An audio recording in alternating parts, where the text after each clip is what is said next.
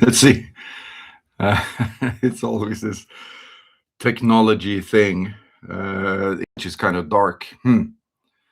Hopefully you guys can hear me. I got a little sound thing down there that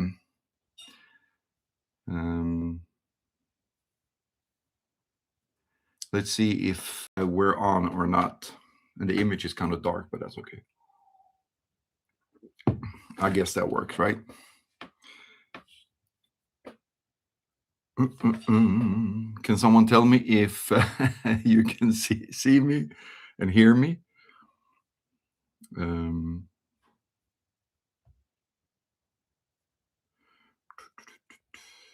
Anyways, let's not just start just yet, because just wait till some more people get in and see if we can. Oh, you can. All right, cool. Thanks, man. Everything is translated into Swedish. Why is it? Let's see if I can change the chat. Looks really strange that I'm getting Swedish messages, but anyways, I guess that's fine. Light something. El Tenda, what's the light? Light. Oh, why is it in yeah,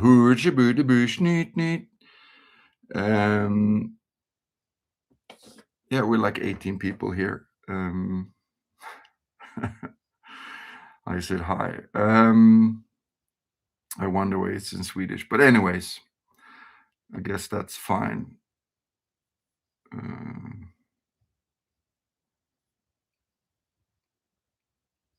Hey, Buffalo, New York. Buffalo, New York. Yeah. Anyways, I put in the chat thing posts on the YouTube channel asking if someone had any questions. There's a few of them. We're a small community. I'll try to answer all of them.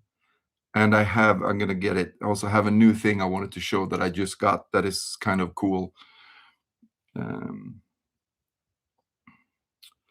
Oh, you got some more Japs and some British mortar, El Tenda. Bournemouth, Great Britain, Lancashire. A lot of people. Cheers. Sunday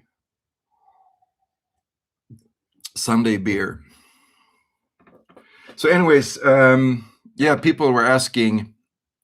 I had a few questions that I thought was a lot of fun to think about, and El Tenda. Now we're talking already Britain's detail. You asked preferred subject on the Britain's detail line, and yeah, as always, I'm an Anglophile. I like the British units, and I like the German units. That's pretty much it. The details line, I think, I mean, it was so narrow. You had so few units, you have so few poses and everything. So it's more like that it would have been nice to see some other units as well, more in the vein of how Airfix did it. And I mean, Airfix wasn't always historically correct, right? But at least it's a little bit better than the Britain's detail with the different mortars and everything they had for that, the recoilless rifle and stuff, and the machine gun. So it would have been cool to have like a proper mortar, bazooka, and some kind of a support gun that was a little bit more historically correct, I think, for each unit with the Britain's detail. And then that stepped that up, that everybody would get. They had a few, but everybody would get like a vehicle of some sort. But of course, Britain's detail, if you would do it 1/32 scale metal vehicle like tanks and every armor, they would be so expensive it wouldn't even work. But yeah, so it's Britain's detail is fun as it is, but I just don't. I like it for Britain's detail. To me, those were more. What I really like were the knights I thought was great theme. And I liked all the cowboys, were really cool, cowboys and Indians. I liked those a lot more than the World War II Britain's detail because they were so expensive. And if you're playing cowboys or knights, you can have just a few because you're almost playing like individual characters. But a lot of times with playing World War II, I think we wanted more units to make a real battle, and Britons were just too expensive to be able to do that with those figures. Oh, you like the Africa Corps? Cool. Yeah, they're very, very nice. Um, yeah, there's no. Oh, so they didn't make. Oh, they only made the recoilless rifle for the Britain's detail Americans, right? The U.S. So that's what I mean. That if that's the same with Airfix. Someone else asked. Uh, uh, uh, uh, um,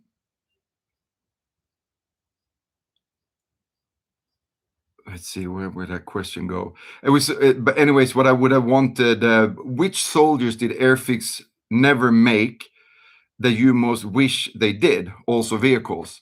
And that's the thing. I wish they, because everything has to be in order, right? So every unit should have just their infantry unit, Germans, Japanese, British, US, and everything. Regular infantry unit with regular fighting soldiers. And as Airfix did with 28, 29 figures, and 7 sculpts, I think is fine because then you get a lot of riflemen, you get a lot of kneeling, standing, prone riflemen and stuff, so you can build your army. But then it should be as they did with the British infantry support group. So each set should have then a support group, and then of course they should have all their different vehicles. You should have one half track, which they did with the Hanomag, and then the US should have had their half track as well. The Brits, I guess they could have a Bren gun carrier or something like that. And then, of course, you had the Cromwell tank. You had the Panzer IV for the Desert Combat Pack. They never made that in a gray one. And then the one that never was made, the ready-made Sherman, that the story goes that CTS in the US bought the molds for this one. So it's the same as Airfix with the screws on the bottom to take it apart and put it together, and then the road wheels here to make it roll instead of having tracks that move, just to make it durable. So that would be like just a natural progression. You get an infantry unit, you get an infantry support unit, you get some kind of a vehicle to move troops, and you get some kind of a armor or fighting vehicles like that.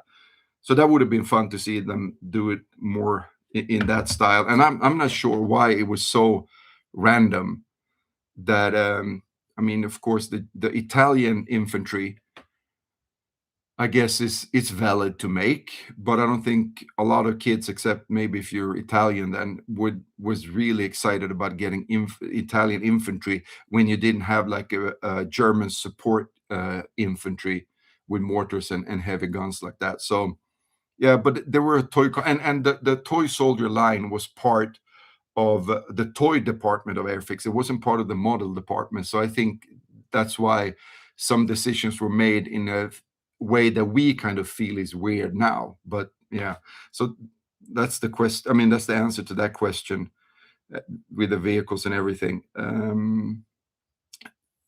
Jeffrey asked, did you ever get Airfix 1/32 scale Napoleonic figures? Of course, I have a bunch. I have a few boxes. I actually made a video on 2 of them, but that's a long, long time ago. So now I'm going to make new videos on these. And I figured instead of doing 4 videos, I'll do the British sets in one video. These are still sealed. So I'll do the British sets in one video, and then I'll do the 2 different French units in another video.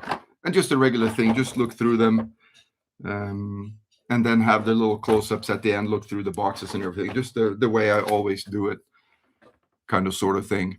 Let's see, I gotta check the chat here as well. Africa Corps, that's the one. David Mooney got some Airfix 1/32 scale infantry and the foot soldiers, the medieval. Some friends are envious. This is very strange. So YouTube is actually now translating all your posts into Swedish. So my brain has to read them in Swedish, translate them to English to be able to answer them. So that it's very strange. But anyways, I don't know why it's doing this. David Hill has just painted some 7th Cavalry and Dead Horses TSSD. Yeah, those the Toy Soldier San Diego, good stuff, but hard to come by in Europe. It gets very expensive if I want to get those over here. Eltend asked about Airfix. You just gotta said, oh, the modern British infantry in Italy. Yeah, those two modern set that Ron Cameron sculpted, the Germans and the British, those are really, really good. That's, I think, where he was at his peak of sculpting toy soldiers. And that's the thing with Ron Cameron. I looked a little bit. It's hard to find info on him on the internet, but he was, I mean, a regular sculptor, fine art sculptor, and he was a lot doing nude. So you can find actually some of his other sculptures on eBay. You can find, and a lot of them are like nude or half nude women. So he really was good at sculpting human bodies, and I think that's why he set the bar for everyone else, because before that it was, you know, how all the old toy soldiers look in their poses and not looking all real and natural, and he just took that to the next level. And then of course a lot of times it wasn't all historically correct with the submachine gunner for the Germans, for instance, but then again it just set the bar for how a toy soldier should look, because it's so important that that's the same thing when we're doing World War II reenactment with Airsoft. You know, it's called an impression, and it's not going to be an exact thing. But if you kind of squint a little bit, it will look like a German soldier standing in front of you that you're fighting, or a British or American soldier. And that's kind of with these as well. And the same thing, we play a lot of figure gaming, me and my son. And we try not to overdo it with the paint jobs, because if we're going to look at it from top down, it's just going to have to look okay. It's going to look like an impression of a World War II soldier. It doesn't have to be all the shading and highlights and everything like that. It's just good enough. And sometimes it actually pops even more on the gaming table if they're not too finely painted, you know, with all the details. Just do the uniform, the webbing, the skin tones, and that's fine. And that's the thing with toy soldiers and with Airfix. You set them up to play with them, and then looking down on your battlefield, it looks like miniature people. And then if the submachine gun isn't super correct, it's not something you're going to notice when you're playing with them. You're just going to notice that when you scrutinize and start looking at things more closely. So good sculpts as far as poses and natural poses go, I think that's the key to a good toy soldier. Let's see if there's any more questions. Yeah, like Il Tenda says, the Italian set it's a good set. It's not bad. I like the poses in that one, even though they're not like the greatest fighting poses, but they're really classic toy soldier poses. It's a pretty cool set. More people, David Hill also like the Italian Airfix Italian infantry. I think a lot of people like the Italian infantry more of a collector standpoint than actually a toy standpoint, because it's so hard to find and it's pretty expensive. Airfix Italians would have been better in a desert uniform. Yeah, probably. Maybe. I'm not so sure. Eltenda used to do Airsoft in Italy. Airsoft is fun, man. It's a lot of fun. I should post a video of my old basement where I had a whole basement with Airsoft uniforms, different replicas for Vietnam. I had everything, all the uniforms, all the airsoft weapons, everything that they carried. Like for MAC-VSOG, I had everything they carried in the uniform in the pockets, like those replicas, of course, of those morphine syringes. I had some of the real what do you call them, timing pencils that you put in the claymore mines. I had everything, those little Dutch V40 hand grenades, the really small one, golf ball ones. So I had everything, and then everything for the webbing that MAC-VSOG used, like with the Stabo rig and the bar rifle belt. and the weapons, of course. I had that for long range recoil patrol. I had everything for MACV SOG. I had everything for US Sniper. I had everything for machine gunner, because I had one of those Japanese Inokatsu M60 full steel replicas with the belts and everything for it. And then I had just a full medic kit, so I could play a medic. So and I also had 4 or 5 radios, PRC 77s and PRC 25s, because I bought these early 2000s, and then it was still possible to ship those out of the US. So when we went Airsoft Vietnam reenactment, we had everything. We had the medics, we had the radio operators, we had everything. And now my friends that still do that, there's a guy locally that has a Huey helicopter. It's painted white though. So they actually rent that at like 1,600 euros an hour or something like that. And they use it for an hour or two in the game, and everybody gets to play. So they do helicopter drop-offs and missions with a real Huey helicopter. And the guy that owns it thinks it's a lot of fun to have a lot of US Vietnam soldiers in his helicopter flying around. So hey, from the US, love the British soldiers and vehicles from the Second World War, even the Dinkies. My favorites are American Civil War. Yeah, and that's the thing with the American Civil War. I never really got into that. And it's so interesting with what we get into and what we like. There's some people are just totally sold on that. And with reenactment in the US for that is huge. And it's just so interesting to see what we got into. I guess it's the same as with music. Someone would go crazy over a certain band, and then someone else go, not my thing. But hey, from Greece, my favorite set is still the German set. The Matchbox Germans. Yeah, they're good. I'm making a video now comparing. I'm gonna have to. It's.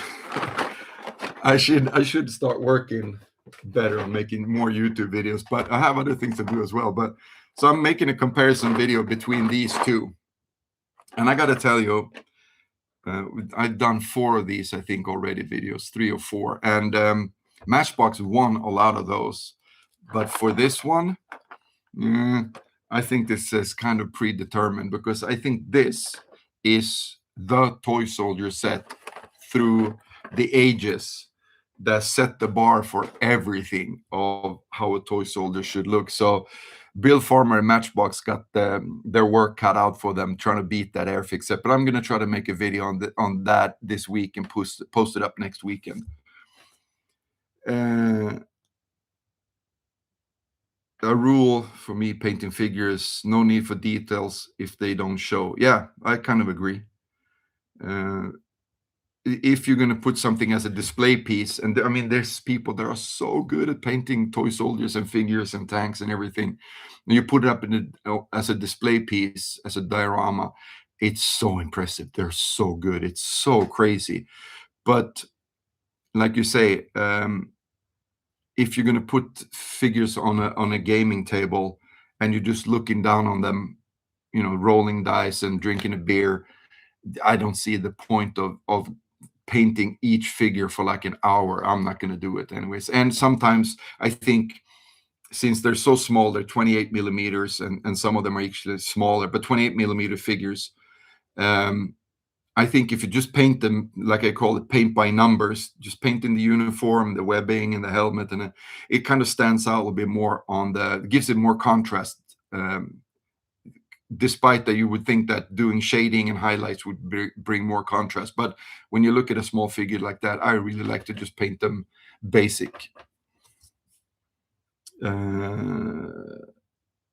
Airsoft, more Airsoft. Canada is, okay, a lot of rain in Canada, Western Canada. Yeah, here in Sweden and Europe, it's dry. It's warm and dry. It's really bad. Hey, Jerry. Zombie is surprised of all the purchases from the Swedish auction site. Again, like I said, since this is translated by YouTube into Swedish, I'm not sure exactly what how the statement goes. But yeah, I'm surprised too, because I gave up on that auction site. I started buying on eBay in 2001, maybe 2002. And every now and then I went to the Swedish auction site, and it was like, yeah, I don't know. But I think for what I'm collecting, especially with Airfix, I think it's gone down a lot because of all the fees on eBay. People are not interested of selling there anymore, so it's more fragmented. It's more Facebook Marketplace and everything. So that's been going kind of downhill. So and I think the Swedish auction site also is, I'm not going to say that it's getting better, but for some reason, so they're actually getting closer where eBay was here and the Swedish auction site. So they're getting a little bit closer, but it gets more random on the Swedish auction site. I can't just like on eBay, you can say, I want some Airfix Italian infantry. It's going to be 4 or 5 sets. You're going to have to pay for it, but they'll be there. And with the Swedish auction site, it's more like a scavenge hunt or something like that. You have to kind of check for everything, and when things show up, you have to just try to get it, because like I bought some good stuff from a guy I bought when I did the Corgi thing. He has a bunch of Matchbox Corgis. I bought some of the Adventure 2000 from him as well. And when these are gone, they're gone, because he bought this from a toy shop in Sweden long time ago. So they're all pretty much mint in box. So a set like this, you can probably find on eBay 30, 40 of these in various condition with box. But in Sweden, it's going to show up very rarely. But that kind of makes it fun as well, I think. What makes the Target box so cool? I love them. Not so interested in the other boxes. Yeah, I don't know what's with the Target boxes that makes them so cool. You tell me. It just, yeah, for some reason, so this design just pops. It looks so neat. It's pretty interesting compared to the brown boxes are fine. They're good as well, but it just they are nice. Someone whoever designed that did a really, really good job. Zombie loves Corgi. I love Corgis as well, but I hope I'm not hoping. I'm thinking you meaning the toy, not the dog. Let's go back and see if there was any other in the chat. Yeah, the target for the Target box it's pretty epic, iconic. Did you ever get the Napoleonics? This one was a fun one. This is gonna no dark things nickname. If you could travel back to your favorite toy shop in 1979 with 10 pounds, what would you buy? I will not be able to ask this live, but we'll watch later. So let's see. I answered something. Great question. 10. Make that. Someone said make that 500 quid, but we didn't have 500 quid. I think someone else said also, if I think about prices in the 70s, 10 pounds will go a long way. My first packet in 1977 was 20 pounds. Pay packet. Oh, okay. What you got paid the first time.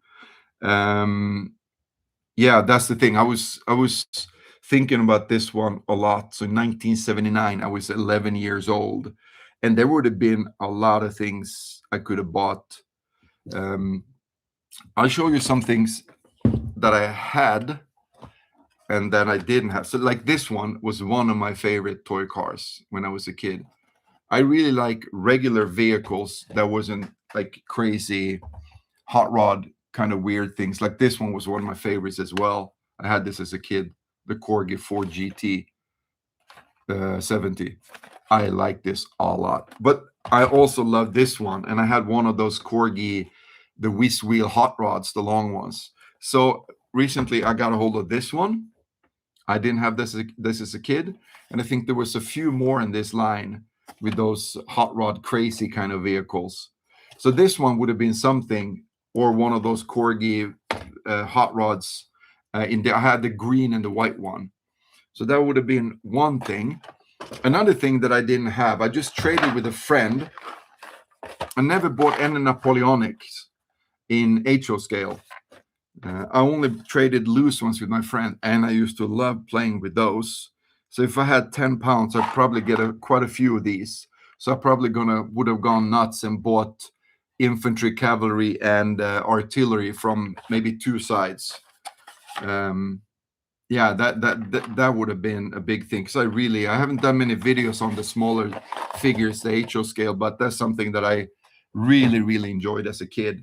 Also, I had a few of the Battle Kings, but I would probably have bought, because these, when was this, 78 or something like that, they changed them from the gold and metallic colors to like more like camouflage kind of colors. And yeah, I would probably have bought a couple of these. I could have bought those. And then again, I always loved Land Rovers. So when I got a hold of these ones, the Corgi ones, and there's one that I remember that I really liked. That's the blue and orange one that had a trailer with a plane on it. I think it was one of those glider planes, or was it just a regular? It was maybe a regular. You could take the wings out and put it on the trailer, and that looked really cool. I'm looking to get one on eBay right now, and I'm not sure how much these were. I found this one lately as well. These ones that are a little bit strange. So you got a regular little boat, maybe to go fishing or go water skiing after it, and then someone is towing that with like a super crazy Corvette station wagon or something. And they had a few of these. That also the guy in Sweden that I buy a few things from, he has them, but they're expensive. They're like over 200 pounds each. So I'm holding off on that a little bit. But I also I had this one as a kid. This was one of my favorites. And this one that made the little shack. There were more of these available. So I probably would have bought something like this also. So there's a few things I would have bought, and I would have been in the toy shop probably for like an hour. Wait, I'm going to get this. No, wait. And then see something else. And then see, you know how it worked, right? It was fun like that. And I had a 78 catalog. So I was flipping through that a little bit for Matchbox, what I would get. And I think the same thing. I don't collect these ones. I don't know if they're going to show up on camera or not. The ones from the Battle Kings that were not armor, but maybe I would have bought something of that stuff as well. And then let's see. Yeah, there's not that many of the. Oh, no, wait, that's not the hot rods. Yeah, there's a bit mixing here, but there's a lot of good stuff from Matchbox I would have bought, I think. For 10 pounds, it would be hard to pick something. Let's see.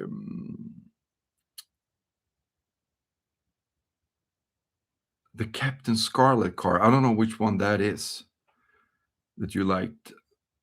Okay, so Jeffrey Smith is old enough. He's the goat, the old school. I like the brown boxes. That's the ones I started with. I'm a little bit younger than you, probably with just a couple of years.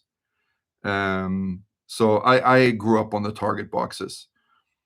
But I think the first early ones that my dad bought must have been the brown boxes, I think. Because that was, I wasn't on those photos I have of us painting. I couldn't have been more than 4 or 5 years old. Yeah, probably something like that. And I think there was still the brown boxes then. What else is there?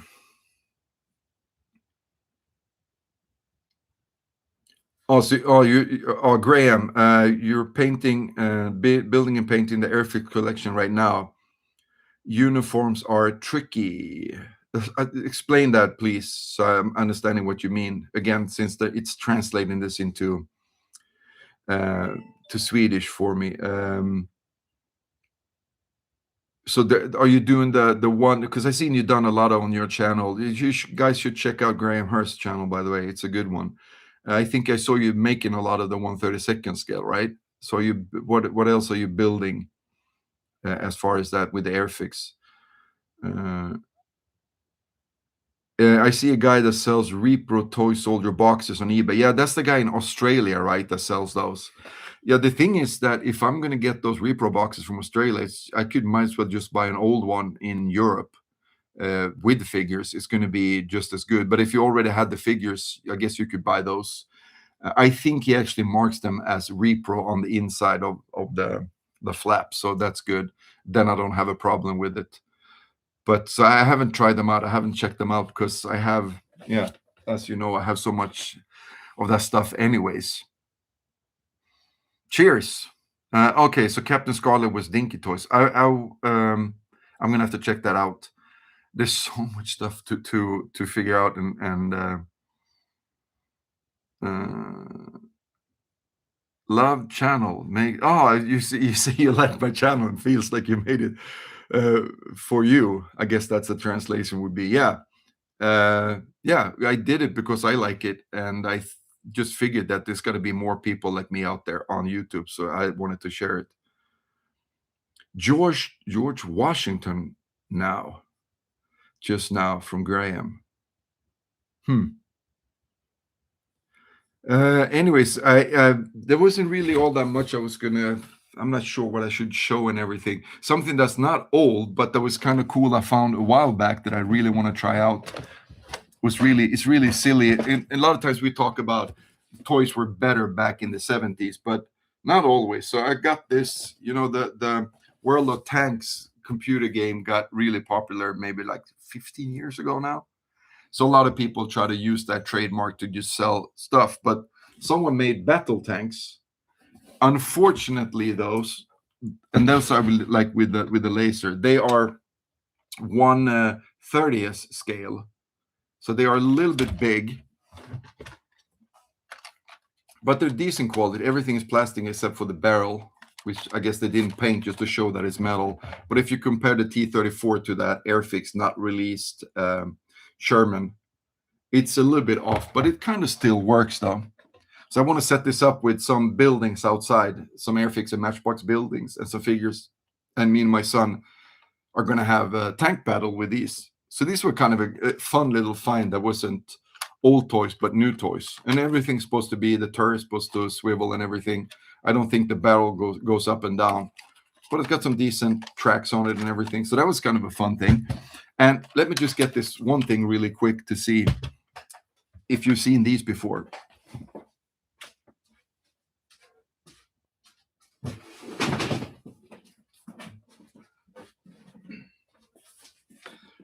I got a big box from the US. So these, I gotta show you right away.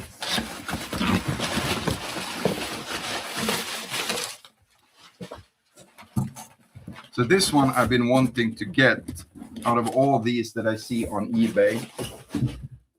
And it's one of these, those soft Matchbox cases that kind of folds out to become a playset. And this one is in really good condition.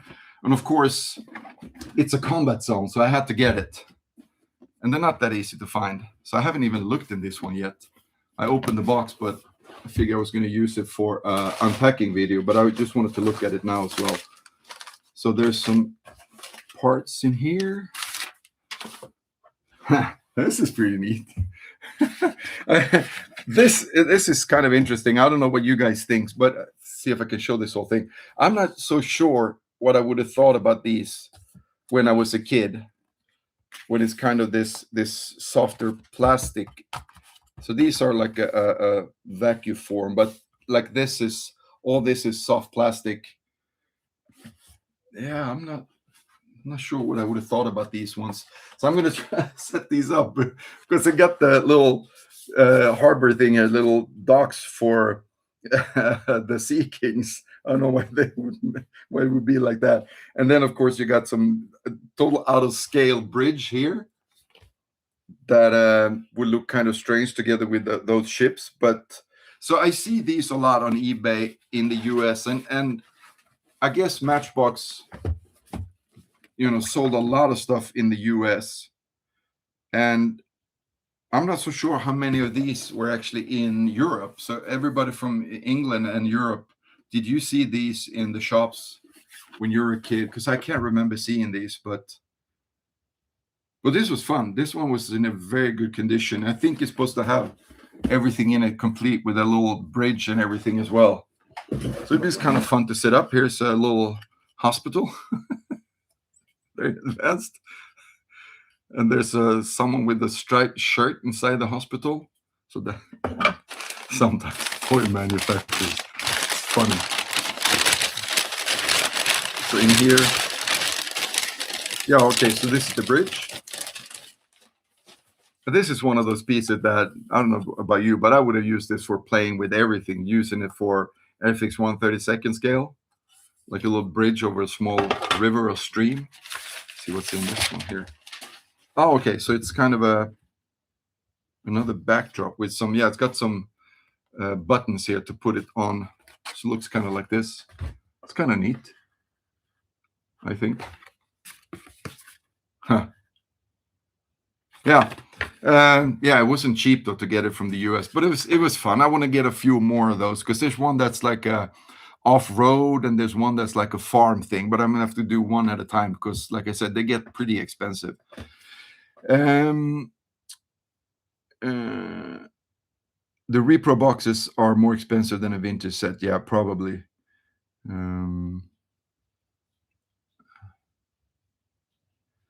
Do you have the German secret?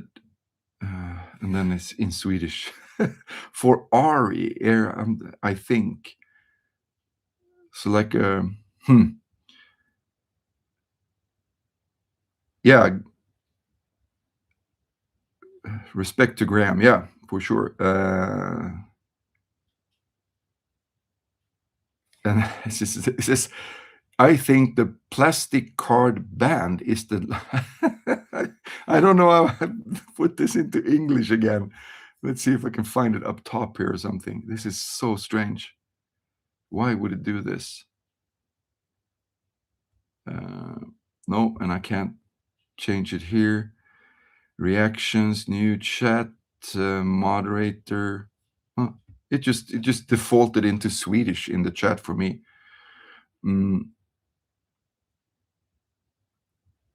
We're about the same age. You and I are the same age.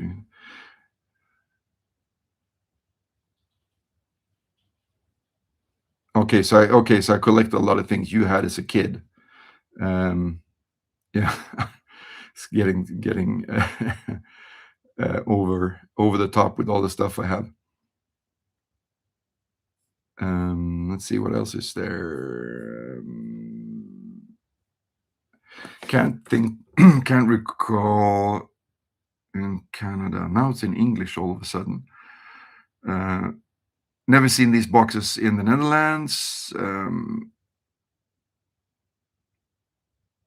Okay, another one is Canada. Oh, I see.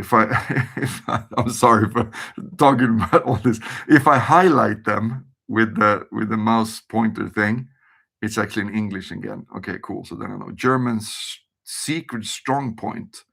I don't even know what that is. Scanlan 71. Explain a little bit more for us and for me what that strong point is. Yeah. Anyways, I don't think there was any more questions from the post here. Let me just check everything again. Which sold this and in the subject. It says here from Olivier, you mentioned in an old video that you were trying to get a hold of one of the sculptors of the 70s toy soldiers, I think. Did you eventually? No, I didn't get a hold of them. I think they all passed away now. I think Bill Farmer also passed away. His son ran his website for a little bit longer. So I have none that is related and everything. I have to talk to, what's his name again? Arthur Ward, right? That wrote a lot of books. He is the only one that I would think would be sitting on any kind of information on, especially the Airfix sculptors, Niblet and Cameron. So one of these days I want to try to get a hold of, or I have him on Facebook, but I need to just sit down and send him a proper message with help, whatever he has, whatever information he has on those sculptors. And then he said, and if you were, would it be possible, do you think, to exert any influence on which sets to reissue and what material? I think about scaling up and producing all the extra 1/72nd poses that the 1/32nd scale. Yeah, I've tried to, like with the 3D scanner, scan just in a simple way the 1/72nd scales, but it's I don't have the know-how and the right equipment for it either. But it's just it gets too it becomes too many artifacts. It's too hard to clean it up to able to ever print it. And I mean, the Matchbox Japanese and Anzac, I think that's what we all would want in the 1/32nd scale that never got produced. That they actually had in a catalog, just the box art for them, but they never produced those two sets, and those would have been very, very nice. But yeah, you got to have some really good equipment to do that. And then whatever, is it Hornby now that owns the Airfix brand, and they're putting out the hard plastic. They're releasing a lot of new sets or remade sets in July, I think, here now. And they've gone the way with the hard plastic, and I think they're gearing it more towards the scale modelists and painters and everything. And for that, those are better. And I don't think they care what we think at all, because they're not. I mean, they're not gonna, if they make them in soft plastic in a large box like before, they're not going to make any money on that. So it's not a very good business business decision to try to remake them the way we want them. So I don't think that's ever going to happen, unfortunately. Greetings from Greece. I was wondering how you feel about customizing figures with other parts. For example, I have swapped the not so realistic bayonets of the Matchbox 8th Army with bayonets from Tamaya World War II accessories, and it worked nicely. Is that sacrilege? Lol, should I feel good? No, of course it's not sacrilege. You do whatever you want with your figures.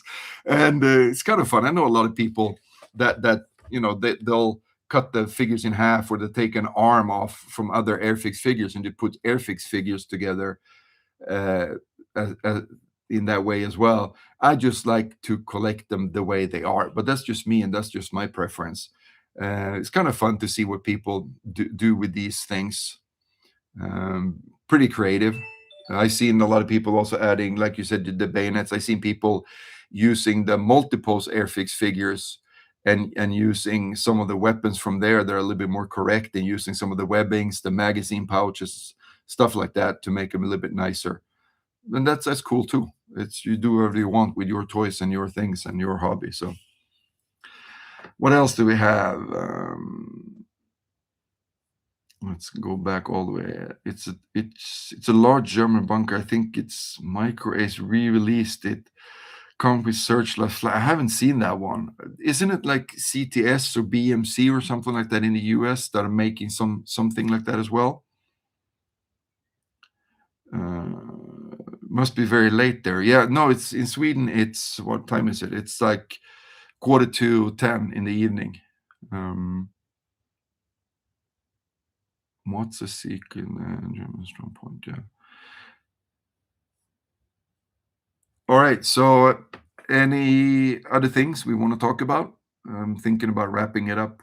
I'm just trying this live thing a little bit to see if it's worth our time to do. I'm not sure what to do with it either. What I should be talking about, or what I should show, or yeah. So let me know what you think I should be doing. Should I do like a certain, instead of making a video on, let's say, the early Airfix boxes, or do that as well, but should I do like a video only doing like the 1950s, the early 1950s, 60s boxes of the early Airfix, just in one live video? We can just talk about that to make it more coherent, I guess, not just me rambling about toys.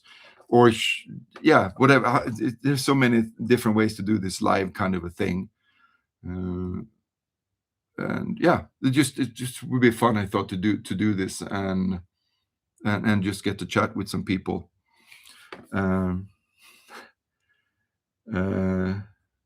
Please do more. I got here late. Sorry. You snooze, you lose, man. So yeah, I gotta find out what that bunker is. Scanlan. You can't do many conversions with the soft plastic like switch heads or torsos, and the painting, yeah, with the yeah, I know the soft ones. Yeah, so maybe it's better to do conversions with the hard plastic things from Tamiya and the Airfix multipose, just to add the good bits to that.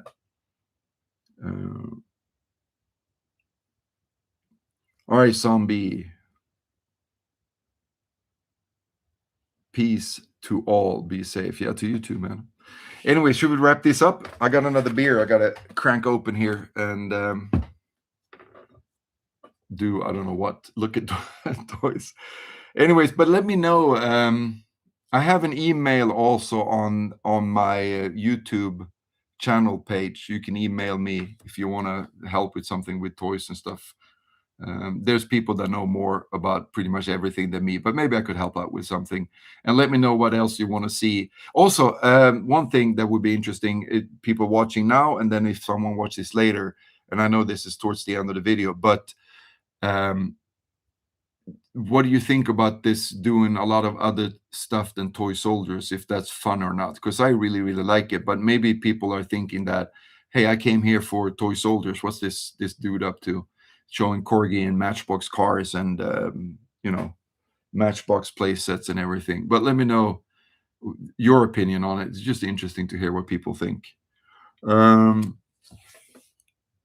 You need to get some Lone Star. Yeah, Cherelia and yeah, I know. I know I need to get those. Those are nice, but one thing at a time. There's so many things I want to get. Right now, I'm really into getting more Matchbox super fast and the early ones.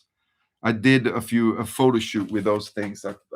I made a backdrop like an English village with ChatGPT, and I printed it and put it on a board. So I was shooting it outside my front door in my apartment building where there's a concrete steps, and the texture on those are pretty fine. So for the scale of the Matchbox cars, it looks pretty okay for like a light gray asphalt. And then I put the background out of focus, and I put some of the older Matchbox cars in it, and it turned out really neat. So I really like doing those things, like the video I did on my father's cowboys and Indians and everything that I shot at High Chaparral.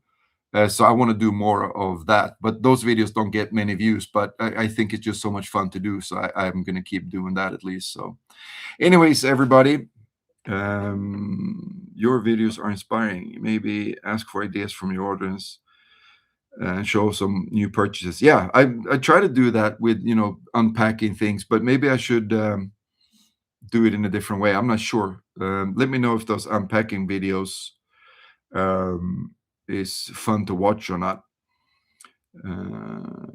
I come here mainly for toy soldiers, but love the old toys as well. Cheers from Berlin, Germany. Loved your channel. I'm very glad that you cleared that Berlin is in Germany. That's good. So you got to be clear with everything. Your videos are inspiring. Maybe ask. Yeah, okay. That was sorry, Graham. I read that again. Definitely keep up doing the diecast toys. Yeah, so I think, as from the comments, I think we all like all the old toys. So the channel started mainly as a toy soldier channel, but I think making it a little bit broader themed is kind of fun. Yeah. Anyways, I gotta crack open the next beer, and then after that go to bed. So I'll catch you guys soon. I'll try to do live like this once a month or something. That could be okay. And maybe try to do something more coherent next time. But anyways, catch you guys later. Cheers.